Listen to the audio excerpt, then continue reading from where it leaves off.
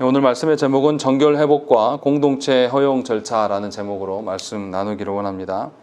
우리가 지난주에 13장에서 그 피부병에 대해서 정결에 대한 진단과 또 병으로 어떻게 확증되어져 가는지, 또 그리고 확증된 자가 어떻게 살아가야 될지를 기록한 것을 보았습니다.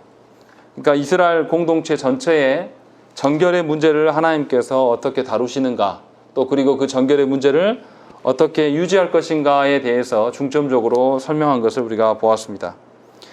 14장도 비슷하게 피부병에 관련된 그 정결의 문제들을 다루고 있습니다. 그런데 14장에서 특이한 점은 병이 치유된 이후에 치유된 자를 어떻게 공동체 가운데 다시 받아들이는가, 이것을 설명을 하고 있습니다. 그러니까 분명하게 13장에서는 병이 든 자를 어떻게 부정하게 취급해서 그를 어떻게 공동체에서 분리시킬 수 있을 것인가, 이것을 설명했다라면 14장에서는 이미 나았어요. 이제 나아서 어떻게 하면 이를 공동체 가운데 들어오게 할 것인가의 문제를 다루고 있는 것입니다. 다시 말하면 13장과 14장에서 중점적으로 나누는 이야기는 병의 치유를 말하고 있지 않아요. 우리는 본문을 보면서 어떻게 하면 병이 치유될까, 이것을 관점으로 보기를 원합니다. 그런데 그것을 설명하고 있지 않다라는 것이죠. 치유가 목적이라면 어떻게 하면 치유될 것이다, 이런 이야기가 나왔을 거야 돼요. 그런데 그런 말은 한마디도 없습니다. 이미 치유된 자를 어떻게 공동체 가운데 받아들이겠는가, 이 이야기를 하고 있죠. 그래서 2절에 보시면 나병 환자가 정결하게 되는 규례는 이러하니 곧 그 사람을 제사장에로 데려갈 것이요, 제사장은 진영에서 나가 진찰할지니 그 환자에게 있던 나병 환부가 나았으면, 이렇게 되어 있습니다. 그러니까 제사장이 어떻게 해줘서 치유된다 안 된다 이런 이야기를 하지 않습니다. 그냥 진찰해 보니까 나은 자를 어떻게 공동체 가운데 다시 허용해 줄 것인가, 이것을 중점적으로 다루고 있다는 것이죠.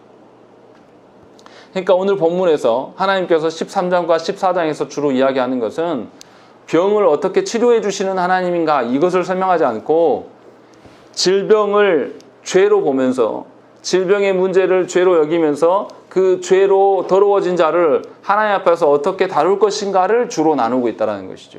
그러니까 레위기 13장과 14장을 보면서 병의 치료를 목적으로 이 본문을 읽으면 어리석은 것입니다. 그 말이 한마디도 없기 때문에. 다만 하나님께서 공동체 전체를 어떻게 정결하게 유지시키는가, 그 이야기를 설명하고 있다는 것입니다.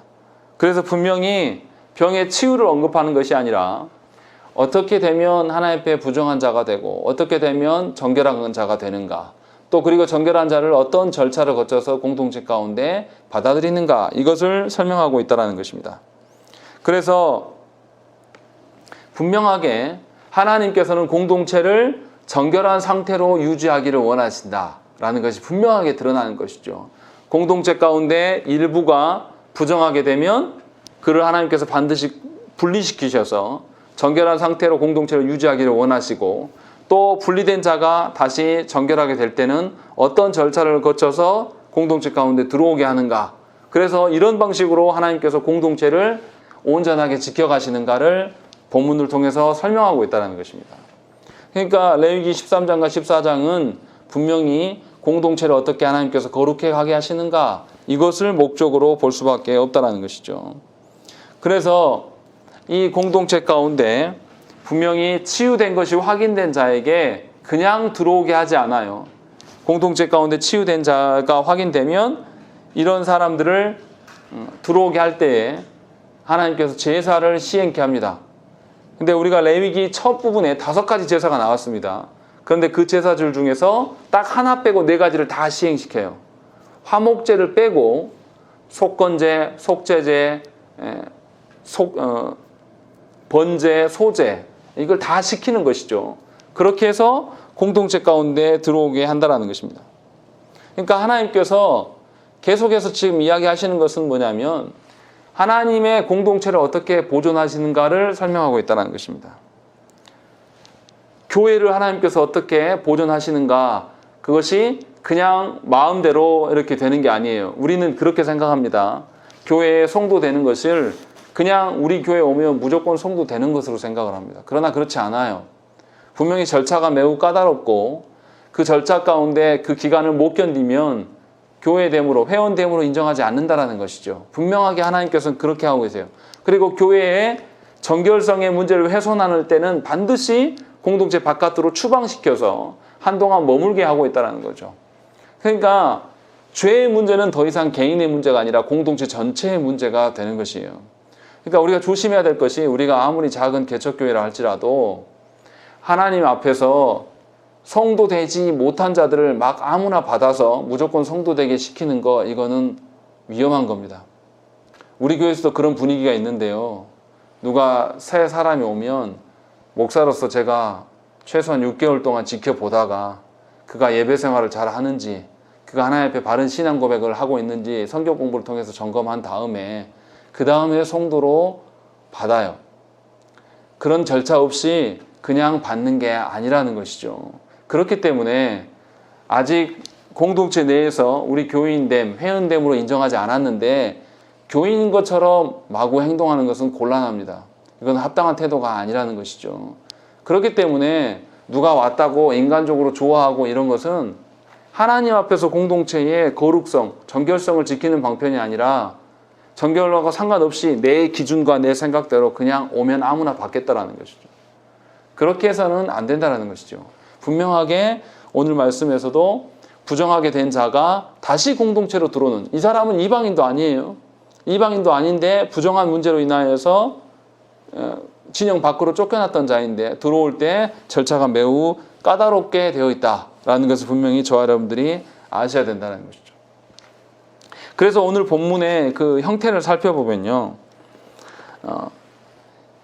먼저 부정한 자가 진영 밖에서 머물렀는데 치유된 것을 이제 확인되면 일단 진영 안으로 들어오는 절차를 먼저 설명하고 있습니다. 1절부터 9절까지 진영 밖에서 진영 안으로 어떻게 들어올 것인가를 설명하고 있고, 또 10절부터 32절까지는 진영 안에 들어오긴 들어왔으나 하나님께 예배하는 것, 제사하는 것은 더 다른 절차가 필요하다. 그냥 받아주는 것이 아니라 어떤 절차가 있는 상태에서 그리고 드디어 하나님께 나아갈 수 있음을 설명을 하고 있습니다. 그리고 33절부터 53절까지의 내용은 이제 하나님께서 미래에 가나안 땅에 들어가서 이스라엘 백성들이 살 텐데, 지금 레위기를 받아든 때는 언제냐면 아직 시내산에 머문 때죠. 그때가 아니라, 그때는 왜 아닙니까? 집을 짓고 살아가는 것이 아니라 텐트를 치고 살아가기 때문에 텐트의 어떠함은 이미 13장에서 이야기를 했어요. 가죽이나 어떤 천이나 이부자리에 뭔가 오염액들이 생겼을 때는 어떻게 처리해라라는 것을 지난주에 말씀드렸습니다. 그런데 33절부터는 무슨 이야기를 하냐면 미래에 너희가 가나안 땅에 들어가서 집 짓고 살아갈 때에 집에 곰팡이가 생겼을 때 어떻게 해라라는 것에 대한 이야기들을 설명을 하고 있는 것이죠. 그리고 나서 54절과 57절 이제 무슨 이야기 하냐면 13장과 14장을 총정리 요약해서 이러이러한 규례가 여기 있다라고 설명을 하고 있는 것입니다. 그러니까 우리가 생각을 해보면 하나님께서 얼마나 면밀하게 우리의 정결성의 문제를 이야기하고 계시는가를 살펴야 돼요. 전에는 성막 가운데 거주하는 이들을 위하여서 가죽 제품이나 천 이부자리 뭐 이런 것까지 하나님께서 오해의 문제를 이야기를 하셨는데 14장에 와서는 미래에 집 짓고 살아갈 문제에 대해서 집에 곰팡이가 생겼을 때도 어떻게 처리해라 라고까지 이야기를 하실 정도로 하나님께서는 이 정결의 문제에 대해서 매우 상세하게 다루고 계신다는 것이죠. 다시 말하면 하나님께서는 성도 개인의 죄의 문제에서 그냥 간과하시는 하나님이 아니시라는 것이죠. 성도가 교회 안에서뿐만 아니라 가정 안에서 짓는 죄들, 또 살아가는 터전 위에서 짓는 모든 죄들까지라도 하나님께서 다 관여하시고 그 죄 문제를 처벌하시는 하나님이심을 우리가 분명히 알아야 된다는 것이죠. 그렇기 때문에 신자들은, 성도들은 교회의 권징과 칠의의 그 질서대로 따라야 돼요. 그런데 한국 교회처럼 권징과 칠의가 엉망인 것은 정말로 심각한 문제입니다. 권징과 칠의가 아예 없기도 하고 있어도 그 절차가 엉망이고 성도들 역시도 그것을 잘 따르지 않아요. 그러나 분명히 하나님께서는 이런 공동체의 절차를 따르지 않을 때는 언약 백성이 아니다라고 분명히 말씀드렸어요.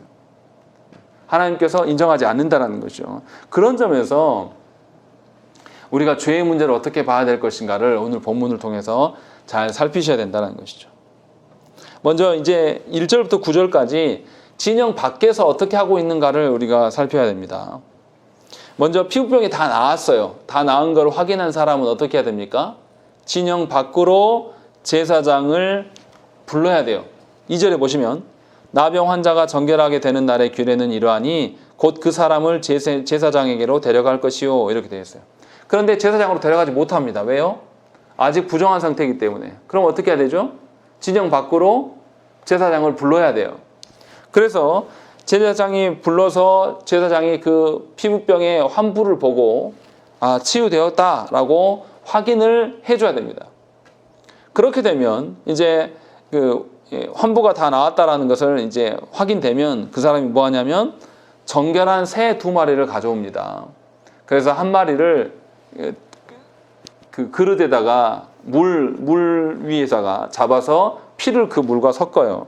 그리고 또 살아있는 한 마리와 또 백향목과 홍색 털실 한 뭉치와 우슬초 한 포기를 같이 섞어서 그 물에 적셔요. 그리고 나서 그 적신 것으로 인하여서 사람을 정결케 하는 예식을 치르고 그 살아있는 새는 바깥으로 살려보내는 것입니다. 이게 어떤 의미냐면 하나님 앞에 죄의 문제에 대해서 분명히 깨끗하게 되어지고 과거에 지은 죄는 바깥으로 내던지는 그런 형국이라는 것이죠. 우리가 아는 아사셀의 염소를 그렇게 대속죄일에 보내는 것과 동일한 방식인 것이죠. 그렇게 해서 이 사람이 정한 사람이 되었다라는 그런 예식을 치르게 합니다. 그리고 나서 이제 이 사람이 뭐 합니까? 옷을 빨고 몸에 있는 모든 털을 밀어요. 그리고 목욕까지 다 합니다. 그런 다음에 진영 안으로 들어갈 수 있게 허용을 해줍니다. 그런데 진영 안에 들어가서 어떻게 사냐면 자기 성막에 못 들어갑니다. 자기 그 텐트에 못 들어가요. 7일 동안 장막에 들어가지 못하고 진영 안에만 머물게 한다는 것이죠. 그리고 7일째 되는 날 다시 옷을 빨고 목욕을 하고 털을 다 밀어요. 머리털, 눈썹 뭐 다 미는 거죠. 몸에 있는 털들을. 그래서 다 밀어서 이제 드디어 정상적으로 장막 안에 활동할 수 있게 이제 허용을 해주십니다. 하나님께서 왜 이러한 절차를 두고 계시는가를 우리가 잘 살펴야 된다는 것이죠. 분명히 병은 다 나았어요. 그런데 하나님께서 병 나음을 목적으로 하고 있지 않아요. 하나님께서 만약에 치료가 목적이라면 이런 절차를 두시지 않을 거예요. 치료됐으면 바로 공동체 안에 들어가서 마음대로 살아라 이렇게 했을 것입니다. 그런데 하나님께서는 병의 치료보다는 질병을 통해서 인한 그 정결의 문제를 중요하게 다루고 계신다는 것입니다. 그러니까 이 까다로운 절차를 두게 하심으로 말미암아서 누군가가 부정하게 되면 이 사람에 대해서 어떻게 하겠습니까? 공동체 안에서 놀라겠죠. 이 사람은 분명히 부정하게 됐습니다. 제사장을 통해서 확인받아야 됩니다. 아주 까다롭게 사람들이 반응할 거예요. 그래서 그 정결의 문제를 가지고 공동체 전체가 까다롭게 다루는 것이에요. 생각을 해보세요. 교회 안에 성도들이 있는데 죄의 문제에 대해서 아주 예민하게 성도들이 반응을 해요. 전부 다 어린아이부터 노인에 이르기까지 죄의 문제에서 민감하게 반응해본다 그러십시오. 그러면 우리가 죄에 짓고 살아가겠습니까? 제가 어렸을 때요, 지금은 그런 정신이 하나도 없어져 버렸지만 물론 율법적인 면이 없지 않아 있긴 하지만 주일날 돈 안 썼습니다. 절대 가게 가서 사지 않았어요. 사면 큰일 났어요. 그래서 막 혼냈습니다. 그리고 주일날 일하면요 막 혼냈습니다. 그래서 성도들이 서로가 일하다가 보면 서로 놀래요. 물론 모르게 일하는 분들도 있지만 일하다가 오면 그것에 대해서 굉장히 민감하게 반응했어요. 그런데 어느샌가 한국교회 안에 그것이 다 사라져 버렸습니다. 율법적으로 남겨놓으란 뜻이 아니에요. 모든 성도들이 죄의 문제에 대해서 민감하게 생각한다라면 그 공동체는 죄에 대해서 예민하게 하나님 앞에 설 수밖에 없는 것입니다. 그러니까 여러분들이 조심해야 될 게 뭐냐면 교회 안에 와서 함부로 이것이 죄된 일인지 아닌지 모르고 함부로 말해서는 곤란해요. 제가 가만히 이렇게 듣고 있으면 주일날 저 말은 안 해야 될 말인데 막 하는 경우가 있습니다. 그러나 조심하셔야 돼요. 정말 우리가 하나님 앞에서 직분자이고 하나님 앞에서 성도임을 기억하셔서 할 말인지 안 할 말인지 가려가면서 해야 한다는 것이죠. 그렇지 않으면 교회의 죄에 대한 기준이 현격하게 떨어지는 거예요. 그러니까 자녀들에 대한 이야기를 할 때도 하나님이 말씀하신 대로 성경대로 가르치지 못함에 대해서 오히려 회개하고 그것을 부끄러워 여겨야지, 나는 그렇게 안 했다고 너무 이렇게 자신만만하게 말해서는 곤란하는 것이죠. 그러면 모든 성도들이 그렇게 받아들입니다. 아, 목사의 가정들도 저러구나 라고 이해하면서 다 그 기준으로 생각할 수밖에 없다는 것이죠. 그런 점에서 먼저 된 우리들이 하나님 말씀의 기준이 무엇인지를 잘 아셔야 돼요. 그렇지 않으면 그냥 침묵하고 있는 게 낫습니다. 다시 말하면 죄의 문제에 대해서 하나님께서 이렇게 까다롭게 하시는 데는 분명히 죄에 대해서 하나님께서 매우 싫어하신다는 것을 우리가 아셔야 된다는 것이죠. 그래서 죄의 문제를 다룰 때 분명히 개인에게 맡겨두지 않아요. 지난주에도 말씀드렸지만 분명히 제사장을 통해서 어떤 죄의 문제를 바로잡고 다시 교회 안에 들어오게 한다는 말이죠.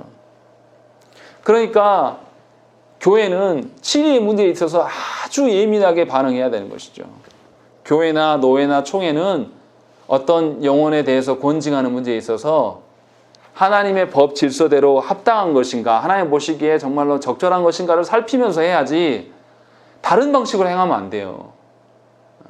내가 목사니까 목사 편을 들어서 그렇게 하면 안 된단 말이죠. 내가 장로니까 장로 편을 들어서 어떤 걸 시행을 처리하는 거, 이거 합당하지 않단 말이에요. 권징을 해야 되는데 이 권징해야 될 대상자가 내 혈육이에요. 혈육이기 때문에 그것을 감안해서 해주면 이것도 합당하지 않단 말이에요. 분명히 하나님께서 정하신 기종대로 우리가 하나님께 나아가야 돼요. 교회도 그런 방식으로 치리를 해야 되고요. 성도들도 그 치리를 어떻게 받아야 되냐면 달게 받아야 돼요. 아, 내가 범죄함에 나아갔으니까 분명히 이 치리를 받아야 되겠구나라는 마음들 갖고 회개의 마음으로 하나님께 서야 된다는 것이죠. 분명히 오늘 본문에서 무슨 이야기합니까? 질병의 문제를 죄의 문제와 결부시켜서 이야기하고 있어요. 이 말은 뭡니까? 하나님 앞에서 정결함의 문제는 육신의 어떠함만을 이야기하는 게 아니라 영혼의 어떠함까지도 함께 이야기하고 계신다는 것이죠. 그러니까 하나님께서는 우리가 영적으로만 하나님 앞에 정결한다고 해서 그것을 정결함으로 인정하지 않아요. 우리의 육적인 삶도 정결함을 근간으로 해서 살아가야 되는 거예요. 교회 안에서는 거룩한 말, 말씀에 나온 말만 하다가 세상에 나아가서는 또 세상 방식으로 살아가면서 돈벌이가 어떻고 어떤 것을 벌면 돈을 잘 벌고 이런 소리로 해가면서 노닥거리는 것이 하나님 앞에 합당하지 않다는 것이죠. 분명히 육신의 삶과 영혼의 삶이 다 하나님 앞에서 보실 때에 정결한 것인지를 확인해야 되는 것이죠. 그러니까 교회도 한 영혼을 권징하고 치리할 때에 그 영혼이 육신의 어떠한 것만 뿐만 아니라 영혼이 진짜 하나님 앞에 회개하며 돌이킬 수 있겠는가를 생각하면서 권징해야 되는 것이죠. 그런 거 없이 막 함부로 하는 것이 아니에요. 이렇게 교회가 하나님께 선다고 해보십시오. 많은 사람들한테 환영받지는 못할 겁니다. 그러나 그 교회 안에 남아있는 성도들은 어떻게 하겠습니까? 죄의 문제에서 아주 조심스러워할 수밖에 없는 것이고, 정말 그 교회 안에서 회심된 신자라면 그 사람에게 있어서는 삶의 변화가 있겠습니까? 없겠습니까? 완전히 있을 수밖에 없는 것이죠. 그 가정의 자녀들까지도 하나님의 뜻대로 살아가요. 그러면서 세상에서 분명히 구별된 삶을 살아갈 수밖에 없다는 것이죠. 그래서 하나님께서 하나님의 언약 공동체를 특별하게 구별해서 바라보신 거예요. 그런데 우리는 하나님 앞에서 죄의 문제에 대해서 아주 쉽게 여깁니다. 죄의 문제에 대해서 아주 우습게 여기면서 뭐만 주장합니까? 하나님, 우리가 언약 백성이니까 우리를 지키시옵소서, 이 부분만 강조한다는 거예요. 그러나 그럴 수 없습니다. 분명히 하나님 앞에서 정결의 문제에 대해서 우리가 심각하게 생각을 해야 된다는 것이죠. 그렇게 이제 공동체 안에 들어왔어요. 들어오고 난 뒤에 이제 10절부터 32절까지 무슨 이야기가 나오냐면, 이 공동체에 들어온 사람이 하나님의 성전에 나아가서 제사하는 것이 나와요. 근데 그 제사하는 절차를 보면 4가지 제사를 다 지내라고 이야기를 합니다. 화목제를 빼놓고 속건제, 속죄제, 번제, 소제를 다 하나님께 올려드리라고 이야기를 하고 있습니다. 근데 생각을 해보세요. 이 사람이 오랫동안 제사를 못 드렸어요. 질병이 발병했을 때 7일 동안 머물다가 제사장이 다시 봤는데 아직 안 나왔어요. 또 7일 동안 감금돼 있다가 했는데 안 나았어요. 그래서 진영 밖으로 쫓겨났습니다. 진영 밖에서 쫓겨나서 그 병이 나을 때까지 그곳에서 머물렀어요. 그리고 이 사람이 다 나은 거 확인되니까 제사장을 모셔서 부르고 자기가 정결함의 의식을 치르고 공동체 안에 들어왔어요. 그리고 난 다음에 7일 동안 장막 밖에서 머물면서 기다렸습니다. 그리고 나서 정결함이 확인되고 난 다음에 드디어 성전에 나아가는 거예요. 전에는 안식일마다 성전에 나아갔겠죠. 또 기도하는 하루에 3번의 기도의 그 일이 있을 때 성전을 바라보면서 기도했을 거란 말이죠. 그런데 하나님께 못 나갔단 말이에요. 겨우 8일째 되는 날 이제 성전으로 나아갈 수가 있게 됐습니다. 그러니까 이 사람이 성전에 나아갈 때는 얼마나 마음이 어떻겠습니까? 오랫동안 예배드리지 못하고 나왔기 때문에 이 사람이 하나님을 향하여서 갈급함이 있었을 것이고 또 이 사람이 자기의 죄에 대해서 어떻게 생각할까요? 매우 심각하게 생각할 거란 말이죠. 아, 내가 한번 이렇게 부정하게 되면 하나님께 예배할 수 없는 지경에 놓이는구나. 이런 것을 알아야 된다는 것이죠. 그러니까 하나님께서 자기가 질병 가운데 죄 가운데 있을지라도 하나님이 자기를 버리지 않고 끝까지 돌보시고 낫게 하셔서 드디어 정상적으로 회복해 하셔서 예배할 수 있게 하셨구나라고 하면서 하나님께 나아갈 때 이 사람은 아주 감사한 상태로 하나님께 나아갔을 거예요. 은혜를 누리면서. 그런데 한국 교회는 그런 게 없습니다. 성도들이 죄를 지어도 주의를 빠뜨려도 자기 하고 싶은 대로 해도 아무런 징계가 없어요. 정결함의 문제에 대해서 아무런 질책이 없다란 말이죠. 그냥 내버려 둡니다. 그래서 다시 그 다음 주 예배 나오니까 이 사람들이 예배를 제대로 드리겠습니까? 예배를 우습게 여기는 거죠. 그냥 교회는 항상 예배 서비스를 해줘야 되는 것이고 성도들은 아무 때나 자기 드리고 싶은 대로 다 예배 드리는 거예요. 제가 목사로서 보고 있으면 기가 막힙니다. 분명히 공예배 시간을 다 정해놨고 분명히 우리가 함께 모여서 교리문답할 시간들도 다 정해놔서 그 시간까지 오십시오라고 다 광고를 해요. 그런데 얼마나 성도들이 웃기냐면 그 시간에 안 와요. 안 와놓고서 나중에 뭐라고 하냐면 자기가 그 시간에 못 왔으니까 나머지 공부해달라고 요청합니다. 그나마 나머지 공부해달라는 분들은 그나마 믿음이라도 있어요. 무슨 말입니까? 하나님 앞에 나아올 때에 우리가 하나님의 부르심이 얼마나 소중한가에 대한 그 정신이 현대 교인들한테는 하나도 없습니다. 정말 기가 막힐 정도예요. 그래서 어떤 교회 찾아갑니까? 대형교회 찾아가는 것이죠. 대형교회 가면 왜 좋습니까? 자기 예배 드리고 싶은 시간이 다 정해져 있거든요. 자기가 바쁘면 주일 아침에 일찍 드리고 자기 볼일 보러 갈 수 있기 때문에 그런 교회에 나아가서 편하게 신앙생활 하는 거예요. 그러나 그런 예배를 하나님께서 받으시겠습니까? 받으실 리가 없어요. 그런 자세로 하나님 앞에서 죄의 문제에 대해서 심각하게 여기지 않은 자세로 나아가서 예배를 자기 멋대로 드리는데 하나님 받으시겠냐고요. 우리가 이것을 심각하게 생각해야 됩니다. 정결함의 문제에 있어서 우리가 정결하지 못한 자들은 하나님께 나아갈 수 없어요. 즉시 죽이셨다니까요. 그런데 이 사람이 다시 회복돼서 하나님께 나아갈 때 그가 아마 처음에 질병에 걸려서 진영 밖으로 쫓겨날 때는 아마 하나님을 원망했을지도 모릅니다. 하나님 어쩌다가 저한테 이런 질병을 줬습니까? 제가 무엇을 잘못해서 이랬습니까? 하면서 원망하며 나갔을지 몰라요. 그러나 다시 회복하여서 다시 돌아올 때 아마 이 사람은 회개했을 거예요. 자기가 하나님을 향해서 원망했던 것까지도 회개하면서 주 앞에 나왔을 거예요.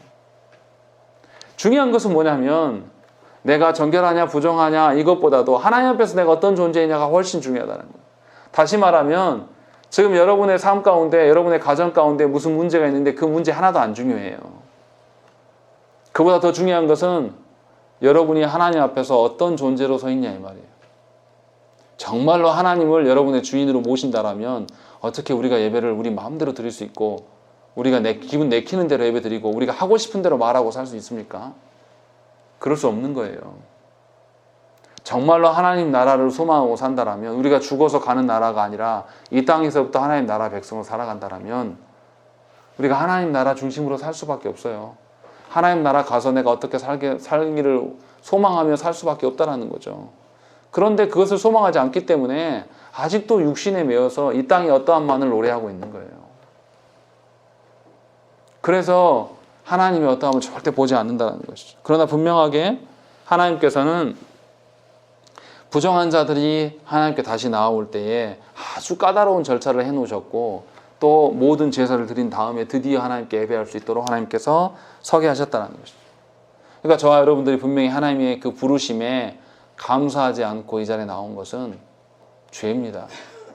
예배 드린다고 우리의 신앙이 안전해집니까? 그렇지 않아요. 어떻게 예배 드리느냐가 훨씬 더 중요합니다. 그래서 자녀들에게 어떻게 예배 드릴 것을 바르게 가르쳐야지, 예배에 빠지지 않을 것을 물론 가르쳐야 되지만 그것보다 더 중요한 것이 어떻게 예배 드리냐가 훨씬 더 중요합니다. 그래서 부모된 자가 먼저 예배를 바르게 드려야 돼요. 하나님의 부르심에 감격하면서 하나님의 부르심에 나 같은 것을 하나님 불러주셨구나 라고 하면서 하나님께 나아가야 된다는 것이죠. 여기서 또 특이한 점이 하나 있습니다. 그 제사를 드리러 나아갈 때에 하나님께서 어떻게 하냐면 속건 제물의 피를 취하여서 그 병이 완치된 사람의 오른쪽 귓볼에, 오른쪽 손가락에, 오른쪽 발가락에 피를 바르고 기름을 바르라고 하나님 명령하신 것입니다. 이거 어디서 나왔습니까? 제사장 취임식 때 하는 행동입니다. 그런데 놀랍게도 분명히 제사장이 아닌데도 불구하고 부정했던 자를 다시 정결케 했을 때 하나님께서 이 방편을 취하라고 말씀하십니다. 이 말씀이 뭡니까? 제사장 취임식 할 때 왜 하나님께서 이런 절차를 취하십니까? 제사장은 하나님께 속해 있는 자이기 때문에 일반 성도들보다 훨씬 더 거룩함에 대한 것들을 강조하세요. 그래서 제사장에게 특별하게 피를 귓볼에다가, 귀에다 바른 것은 어떤 의미입니까? 말씀을 잘 들어서 정결한 말씀을 들어라 라는 것에 대한 이야기고, 손에다가 바른 이유는 뭐죠? 네가 주의 일들을 위하여서 하나님 주신 손을 가지고 하나님 나라 일들을 행하라. 하나님 주신 사명을 행하라. 발도 마찬가지죠. 손과 발이 하나님의 영광을 위해서 움직여라 라는 것을 확인해주기 위해서 정결케 하시기 위해서 이 일들을 행하신다는 것이죠. 이러한 이것을 부정했던 자들에게 다시 하나님께서 정결케 하시면서 이 일들을 시행하고 있는 거예요.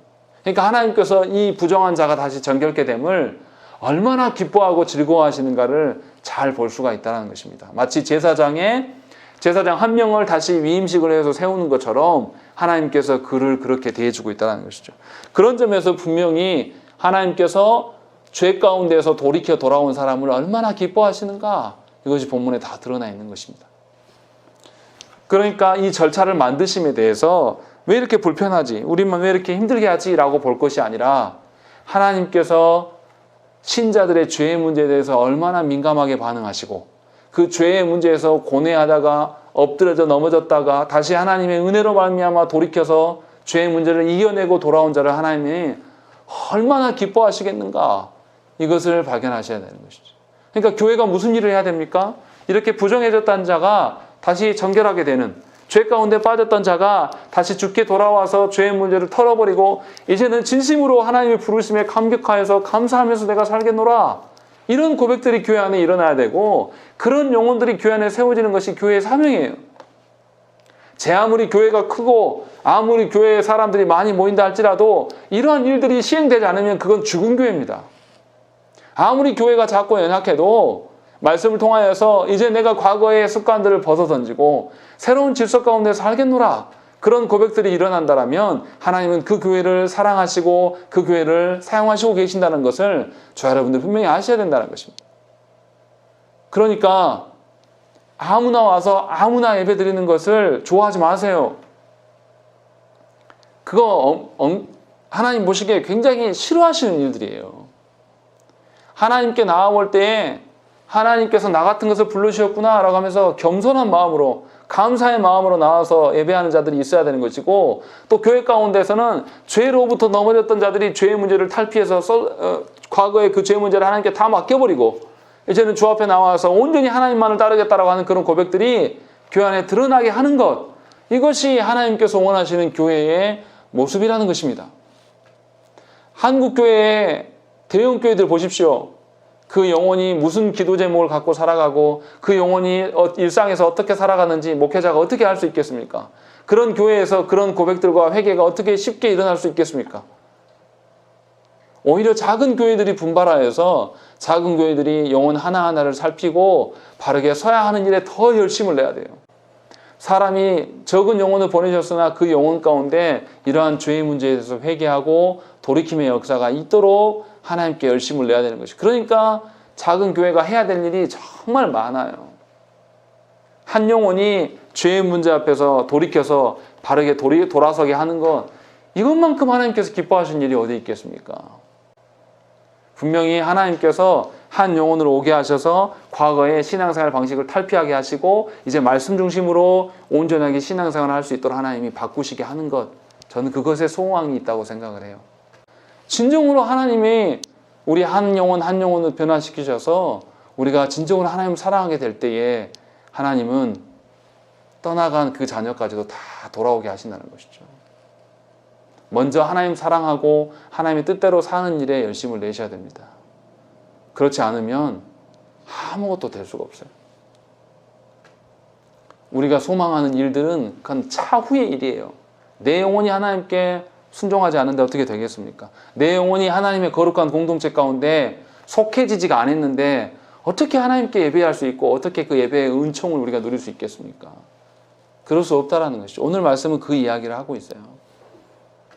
그리고 나서 하나님께서 무슨 이야기 합니까?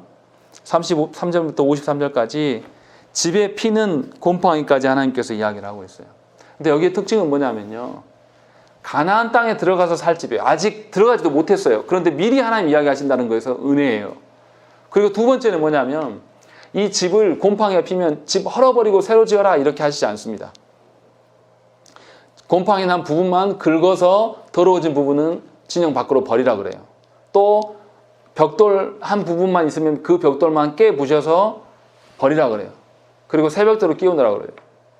그러고 나서도 그것이 회복되지 않으면 그때서 집을 무너뜨리라고 말씀하고 있다는 것이죠. 이 말은 뭡니까?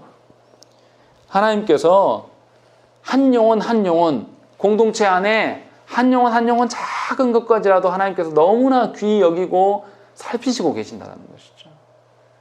그냥 우리가 죄의 문제에 있다고 하면 하나님 입장에서는 그럴 수 있어요. 우리 죄에 병든 자들 어떻게 하면 됩니까? 싹 쓸어버리고 새로운 족속들에게 하나님의 자녀됨의 권세를 주시면 돼요. 니네들이 해라 이렇게 하셔도 세상에 사람들이 많습니다. 그런데 그렇게 하시지 않겠다라는 의중이에요. 분명히 범죄한 그 부분만, 우리 안에 범죄함이 있는데 그 부분만 하나님께서 고치셔서 새로 쓰시겠다라는 마음이 여기에 표현되어 있는 거예요. 그러니까 저와 여러분들이 죄악의 문제를 가지고 하나님께 나와서 엎드려야 돼요. 그랬을 때 하나님께서 이들에 대해서 정결의 문제를 책임지시겠다라고 이야기를 하고 계신다는 것이죠. 그러니까 교회는 성도 개인의 죄의 문제에 대해서 아주 예민하게 반응해야 됩니다. 아주 예민하게 바라보면서 그 문제를 신중하게 다뤄야 돼요. 하나님께서 그렇게 하시니까요. 그러니까 저와 여러분들이 하나님 앞에서 죄의 문제에 대해서 민감하게 반응하셔야 돼요. 그리고 마지막에 54절부터 57절까지 말씀은 이제 요약적으로 13장, 14장을 이제 이야기를 하고 있습니다. 다시 말씀드리면 질병의 치유보다는 분명히 하나님 앞에서 정결함에 대해서 집중적으로 이야기하고 있음을 오늘 말씀을 통해서 우리가 분명히 아셔야 된다는 것이죠. 그리고 특이한 것은 뭐냐면 정결의 문제를 언급하면서 하나님께서 우슬초를 언급하는 것은 본문이 딱 두 군데밖에 나오지 않습니다. 시편 51편 7절 말씀 보면 우슬초로 나를 정결하게 하소서 내가 정하리이다. 나의 죄를 씻어주셔서 내가 눈보다 희리이다 라는 것이죠. 분명히 우슬초를 언급하면서 뭐니까 죄의 문제를 다루고 있어요. 그러니까 앞에서 제가 정결의 문제를 이야기하면서 우슬초를 언급했잖아요. 다시 말하면 뭡니까? 이 정결의 문제도 뭐하고 연결할 수 있다? 죄의 문제로 연결할 수 있다는 성경의 근거가 분명히 있다는 것입니다. 그러니까 제가 앞에서 정결의 문제를 죄의 문제로 계속 설명해 온 것이죠. 그래서 분명히 죄의 문제를 대해서 하나님께서 어떻게 다루시는가라는 것에 대해서 우리가 생각을 하셔야 되는 것이죠. 우리의 영혼뿐만 아니라 우리의 육신의 질병의 어떠함까지도 하나님께서는 굽어 살피시고 염려하시는 분이심을 우리가 말씀을 통해서 분명히 알아야 된다는 것이죠. 그렇기 때문에 우리가 한 영혼을 바라볼 때 그 영혼의 영혼과 또 그 영혼의 육신의 삶까지도 살피면서 그가 어떻게 죄 가운데 빠지지 않을 것인가를 염려하면서 목양하는 것, 그것이 교회가 해야 될 일이고 그것이 부모가 해야 될 일입니다. 육신의 어떠한 말을 가르치는 것은 그를 죄 가운데 내모는 것이에요. 그것이 아니고 그 영혼의 어떠함까지 전 인격이, 전 존재가 하나님을 바라볼 수 있도록 목양하는 것, 그것이 영혼을 담당하는 자들의 합당한 태도임을 오늘 말씀을 통해서 우리가 볼 수가 있다는 것입니다.